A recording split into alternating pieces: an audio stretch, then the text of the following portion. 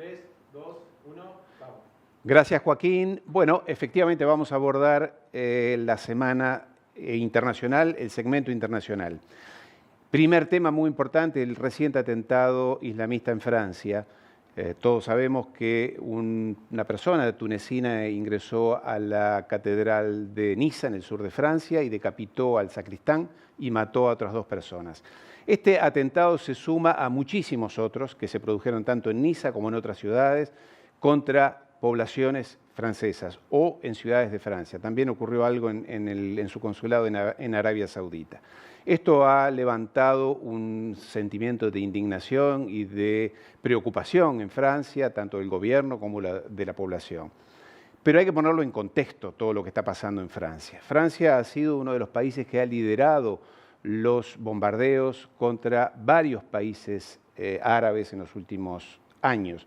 Concretamente, en el marco de la primavera árabe, Francia bombardeó en Libia y ha seguido bombardeando hasta recientemente. Ha intervenido militarmente allí, ha intervenido en ese país. En el caso de Libia, ha matado, fue un agente francés quien mató al general Gaddafi, que era el presidente de ese país. Y esto ha generado a lo largo de los años un enorme sentimiento de indignación y de preocupación y de reproche de parte de poblaciones de diferentes países islámicos. En este contexto es donde Francia y la dirigencia política francesa decide o busca tomar represalias y enfrentar a la amenaza islámica. Recordemos que en el caso de Francia es el país europeo que más población musulmana tiene, casi el 8% de su población pertenece a esta confesión religiosa. Y esto tiene graves consecuencias dentro del país. Y ahora pasamos a otro tema que también hace a la problemática internacional en esta semana, que son las elecciones en los Estados Unidos. El martes próximo, Trump y su contrincante Biden se enfrentan para definir quién es el próximo presidente de los Estados Unidos. Lo interesante o lo preocupante de esta elección es que muy probablemente el mismo martes no habrá resultado definitivo o no lo habrá por muchos días.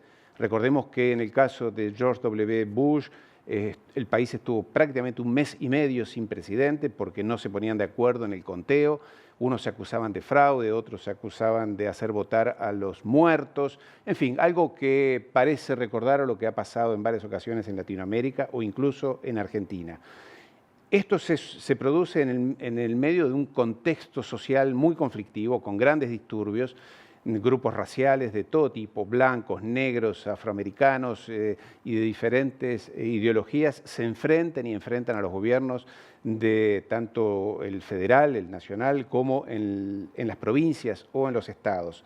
Esto ha provocado que el país esté en estado de convulsión muy alto y no sabemos qué es lo que va a pasar. Lo que sí sabemos es que probablemente las elecciones estén definidas por los votos que se van a producir a través del correo, o sea, por voto por correo, cosa que es novedosa en el caso, ha habido siempre, pero es novedoso en lo masivo que ha sido. Ya han habido muchísimos votos, cerca de 6 millones de votos ya se han emitido por correo.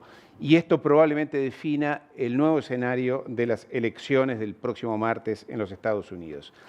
Y salimos de Estados Unidos y nos vamos a el continente latinoamericano. Entramos de algo muy importante que pasó esta semana, que fue el plebiscito en Chile, donde la población inmensamente votó a favor de una reforma constitucional. Esto en realidad se va a producir a través de una asamblea constituyente en los próximos días. Recordemos que Chile todavía era gobernado por la constitución que había emitido o producido el general Pinochet ya hace unos 35 años atrás, que había generado un Estado, un país altamente polarizado, muy elitista, muy conservador, con un presidente todopoderoso, con un parlamento sin poder real. Y esto se demostró a lo largo del año anterior con grandes protestas, graves protestas sociales, que dejaron alrededor de 40 muertos, y ese maravilloso modelo del que se hablaba, que era el chileno, se vino abajo en pocas semanas. Y para concluir, evidentemente, tomamos el tema de las elecciones en Bolivia, donde el partido de Evo Morales volvió a ganar las elecciones masivamente.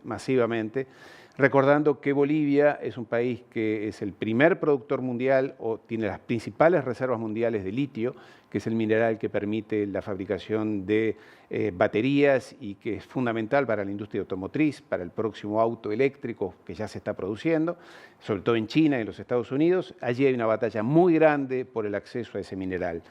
En el caso de Bolivia, recordemos que además de este mineral es un gran productor de gas y es un gran productor de cocaína. Recordemos este dato porque importa a toda la región y al planeta, porque junto con Perú y Colombia son los principales productores de cocaína y Argentina comparte con Bolivia 740 kilómetros de frontera absolutamente permeable, lo sabemos muy bien, y esto lo pone a Bolivia en el centro, en el epicentro de los intereses estratégicos de Argentina. Así que estos serían los temas que esta semana son más notables o relevantes.